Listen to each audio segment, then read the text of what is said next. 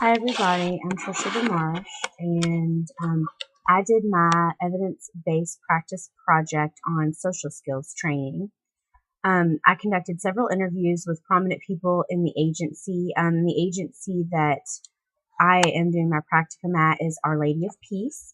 The Crossroads program is where I focused. It's an outpatient partial hospitalization program that serves children and adolescents.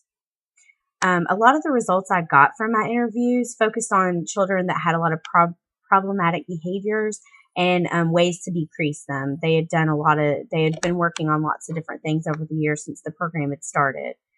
Currently, they are working on a reward consequence program as a way to help decrease the problematic behaviors that the clients they serve have. In researching the problem, I found a lot of children have such problematic behaviors that they're targeted at school and a lot of times stigmatized by teachers, by their peers, various people. There's actually a 7-year-old boy in the program that has expressed to the staff that his teachers hate them and that he doesn't want to act bad, but he really isn't sure how to be good. And that's what I've seen with a lot of those kiddos. They know they're getting in trouble, but they don't really know how to change that behavior. And a lot of them are really young. I mean, there's 5-year-olds in the program. So that's very telling how a child can feel when adults that are supposed to be in a supporting role are really not being so supportive, and it's affecting their self-esteem, which in turn is not helping their problematic behaviors. So it's imperative that these children get the help that they need.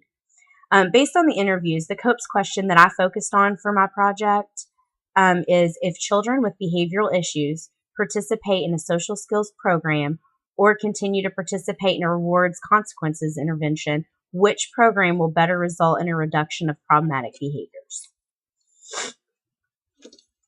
So I told you about, the clients have various diagnoses of ADHD, oppositional defiant disorder, and autism spectrum and Asperger's disorders. So that's the kind of diagnoses the children are coming in with in lieu of their problematic issues.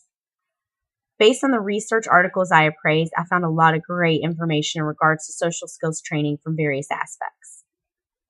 So social skills training is kind of what I focused on because it really helps with problematic behaviors and it addresses a lot of the components of what a child shows with problematic behaviors, such as aggression, oppositional defiant behaviors, and things like that. I found several articles utilizing social skills training and that it was very effective in decreasing problematic behaviors in the same or similar populations to the Crossroads program. However, there were a couple articles that did not see significant changes in the participants. But overall, the majority of the ones that focused on the effectiveness of social skills training found it to be helpful. There were several articles that looked at adding different components or using different types of social skills training programs. An example of this is one of the studies used a teach-based social skills program. This program utilizes groups in implementing their training, which is actually perfect for Crossroads because the majority of their therapy is group-based. They do groups throughout the day with the children, as well as individual sessions and family sessions. But the biggest part of their treatment is focused on group therapy. The researchers actually found it to be really successful to implement social skills training on a group base. A couple of the articles also looked at barriers and parents' intention on attending a social skills training program. And I really wanted to look at barriers because the program itself has found difficulty in finding families being willing or able to come to the actual family sessions required. So I wanted to I thought that would be an interesting aspect to look at to see what barriers actually keep parents from being involved in social skills training. There were a lot of barriers identified, which, would be helpful when looking at implementing this at Crossroads. For example, some of the parents identified not having time to attend. However, at this agency, since they're already doing family sessions, it would be beneficial to implement the part of the training for the parents during the family sessions so they can kind of kill two birds with one stone, so to speak. Something else that was really helpful was one of the studies identified the parents' intention to attend the training was based on the child's behavior scores, and they were found to be predictors of their intention to attend. So, if the child is having a lot of difficulty, then the parents were more likely to attend.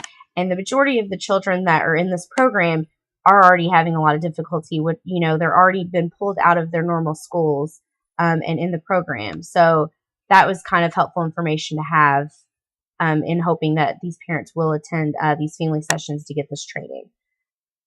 Lastly, some of the aspects of the study that I feel like will be helpful in implementing a social skills training program at Crossroads are the barriers identified. They can help address the family's needs. So already knowing kind of some of the barriers of time and things like that. Another barrier that was identified was like pulling them out of the classroom. Well, that wouldn't be a barrier in this situation because they're already pulled out of the classroom and in this treatment program. Also, some of the components of the interventions used in the various studies, like cooperative learning and group interactions, can be used in the group therapy session.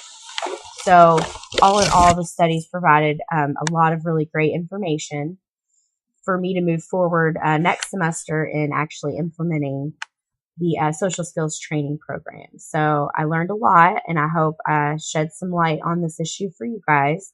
And that is all I have. Thank you so much for your time.